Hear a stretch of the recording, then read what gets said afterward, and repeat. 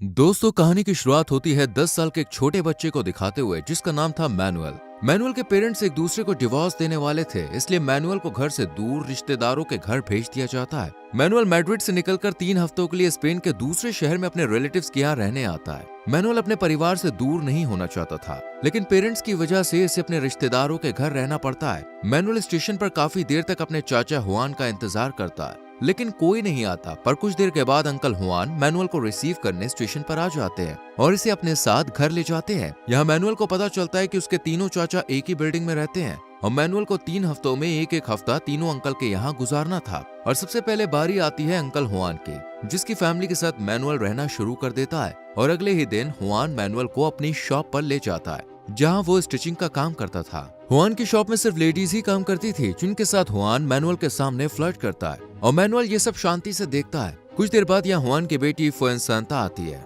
जिसे देखकर मैनुअल काफी खुश होता है, क्योंकि पहली नजर में ही मैनुअल को फुएनसेंटा पसंद आ गई थी। अब हुआन और फुएनसेंटा के साथ मैनुअल को बहुत अच्छा लगता है और एक दिन हुआन मैनुअल और फुएनसेंटा को लेकर शहर से दूर एक सुकून भरी जगह पर जाता है और इन दोनों को पेंटिंग करना सिखाता है और नेचर को देखकर उसकी खूबसूरती पेंटिंग में उतारने के लिए कहता है। अब ये तीनों पेंटिंग बना ही रहे थे कि तभी यहाँ पर एक अजीब सा आदमी आ जाता है, जिसे देखकर ये दोनों बच्चे डर जाते हैं। ये शख्स अपने आप को भगवान बताता है, इसलिए मैनुअल इसे एक फल खाने के लिए दे देता है। लेकिन अब भी इस अजीब से शख्स की अजीब सी हरकतें खत्म नहीं होती हैं और वो कुछ न कुछ कहता ही रहता है। और फिर थोड़ी देर बाद ये यहाँ से चला जाता है। घर पर जब फुएनसेंटा अपनी मॉम से डांस सीख रही होती है तो हुआन मैनुअल को कला के बारे में कुछ पॉइंट्स बताता है, लेकिन मैनुअल का ध्यान हुआन की बातों पर नहीं बल्कि फुएनसेंटा पर था। ऐसे ही वक्त के साथ साथ मैनुअल की मोहब्बत फुएनसेंटा के लिए बढ़ती जाती है और ये बात फुएनसेंटा को भी अच्छी लगती है, क्योंकि वो भी मैनुअल को पसंद करती थी। इसलिए ये दोनों ज्यादा से ज्यादा समय एक साथ ही बिताते थे। फुएनसेंटा जब महसूस करती है कि मैनुअल अपने पेरेंट्स की वजह से दुखी है, तो वो उसे अच्छा फील कराने के लिए प्रॉमिस करती है कि वो हमेशा उसके साथ रहेगी।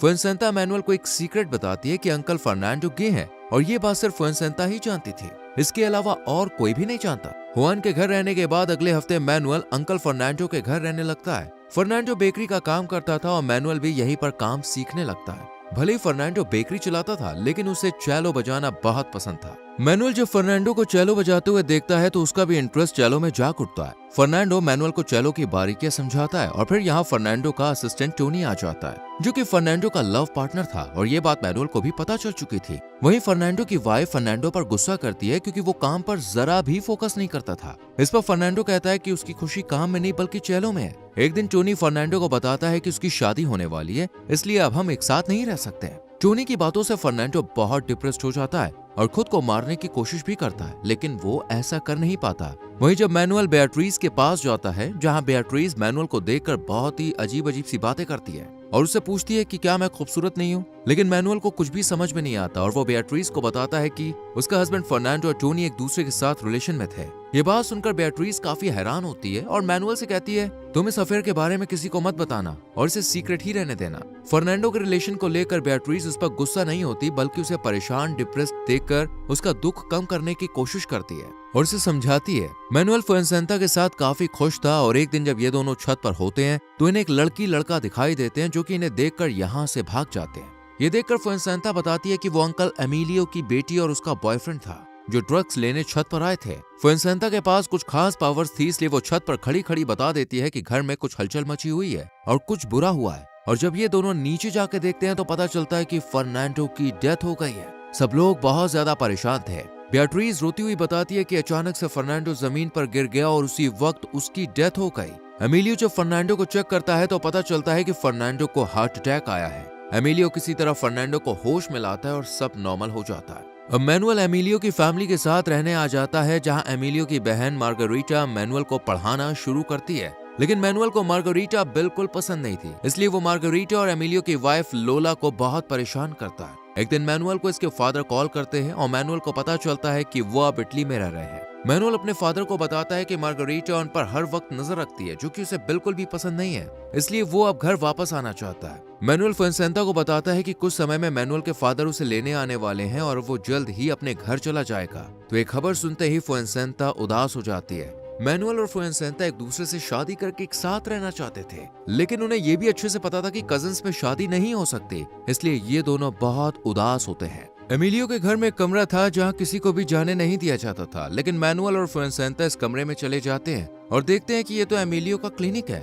एमिलियो जब मैनुअल को इस रूम में देखता है तो बहुत खुश होता है और अपने काम के बारे में ठीक उसी तरह मैनुअल को बताता है जिस तरह दूसरे भाइयों ने मैनुअल को बताया समझाया था। एमिलियो आंखों का डॉक्टर था और ये मैनुअल को आंखों की सुंदरता दिखाता है, लेकिन इतने में ही यहाँ मार्गरीटा आ जाती है और इन दोनों बच्चों पर चीखने चिल्लाने लगती है क्योंकि उसने सख्ती से क्लिनिक में आने से मना किया था, लेकिन फिर भी ये दोनों क्लिनिक में आ गए। यहाँ मार्गरीटा एमिलियो को बताती है कि फिर से एमिलियो के फादर यानी मैनुअल के दादा एंटोनियो से बात करने की जिद कर रहे हैं। दरअसल मैनुअल के दादा मैनुअल को ही एंटोनियो समझते थे, इसलिए एमिलियो मैनुअल को दादा से बात करने के लिए उनके पास भेज देता है ताकि उन्हें अच्छा फील हो सके।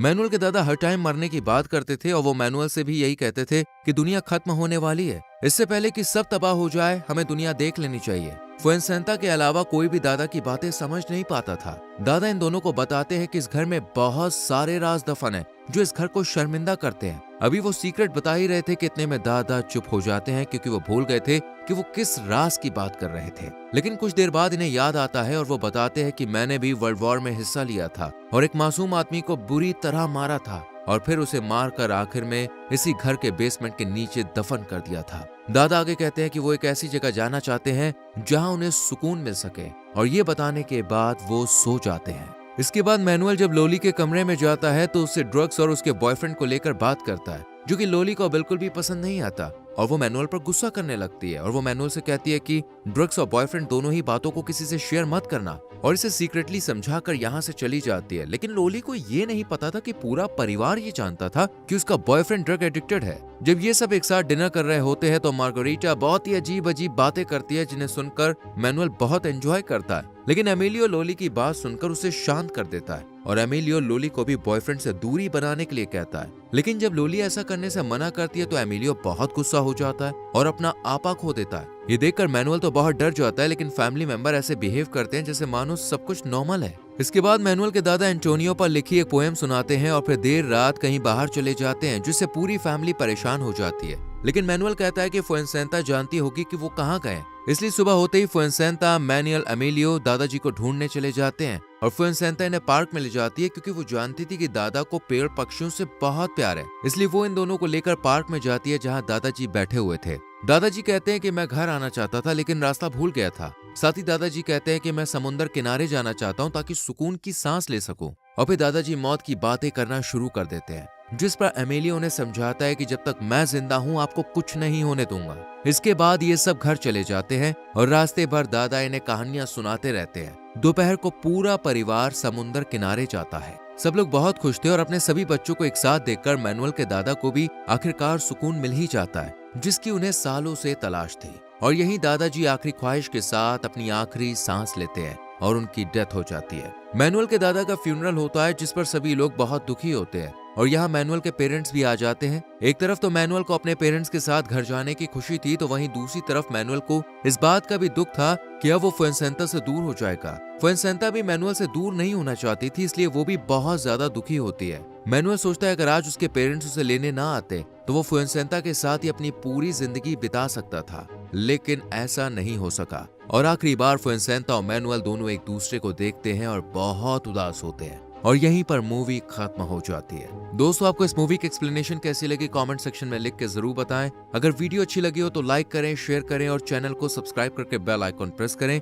जिससे आपसे आने वाली वीडियोस मिस ना हो। अगर आपको इस मूवी का लिंक चाहिए तो हमारे टेलीग्राम चैनल को ज्वाइन कीजिए जिसका लिंक आपको डिस्क्रिप्शन में मिल जाएगा। Thank you so much for watching.